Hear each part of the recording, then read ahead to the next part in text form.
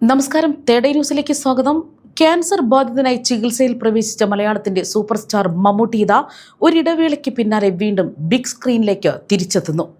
മഹേഷ് നാരായണൻ സംവിധാനം ചെയ്യുന്ന മോഹൻലാലിനൊപ്പമുള്ള ചിത്രത്തിലൂടെയാണ് മമ്മൂട്ടി ഇപ്പോൾ പൂർവാധികം ശക്തനായി മടങ്ങിവരുന്നത്. ഒരുപക്ഷെ തൻ്റെ കരിയറിൽ ഇത്രയും നീണ്ട ഒരു ഇടവേള അദ്ദേഹം എടുത്തിട്ടില്ല എന്നതുകൊണ്ട് തന്നെയാണ് അദ്ദേഹത്തിൻ്റെ തിരിച്ചുവരവിനായി ആരാധകരും സിനിമാ പ്രേമികളടക്കം ഇപ്പോൾ കാത്തിരിക്കുകയാണ്. ആൻഡ്രോ ജോസഫ് നിർമ്മിച്ച മഹേഷ് നാരായണൻ സംവിധാനം ചെയ്യുന്ന മൾട്ടി സ്റ്റാർ ചിത്രത്തിന്റെ സൈറ്റിലേക്കാണ് മമ്മൂട്ടി എത്തുന്നത്.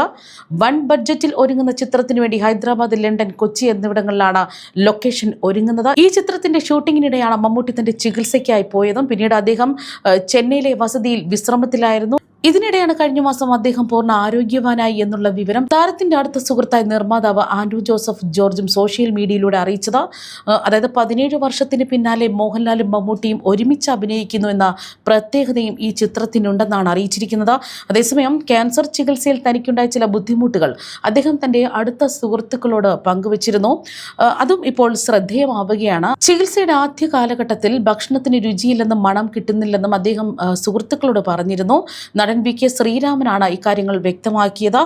അതായത് മമ്മൂട്ടി ക്യാൻസർ ചികിത്സയിൽ കഴിഞ്ഞ വേളയിൽ ഏറ്റവും അടുത്ത് നിന്ന് കാര്യങ്ങൾ അറിഞ്ഞവരിൽ ഒരാൾ കൂടിയായിരുന്നു അദ്ദേഹം പറയുന്നത് ഇങ്ങനെയാണ്: ഒരു രോഗിയുടേതെന്ന പോലത്തെ തളർച്ച അദ്ദേഹത്തിൻ്റെ ശബ്ദത്തിൽ ഒരിക്കലും ഉണ്ടായിരുന്നില്ല. അതേ ശക്തിയും ഊർജവും ഒക്കെ അദ്ദേഹത്തിൽ നിറഞ്ഞു നിന്നു. ആദ്യമൊക്കെ വിളിക്കുമ്പോൾ ഭക്ഷണത്തിന് രുചിയില്ല, നടക്കാൻ പ്രയാസമാണ് എന്നൊക്കെ പറഞ്ഞിരുന്നു. എന്നാൽ ഒരിക്കലും അക്കാര്യങ്ങൾക്ക് അദ്ദേഹം പ്രാധാന്യം നൽകിയിരുന്നില്ല.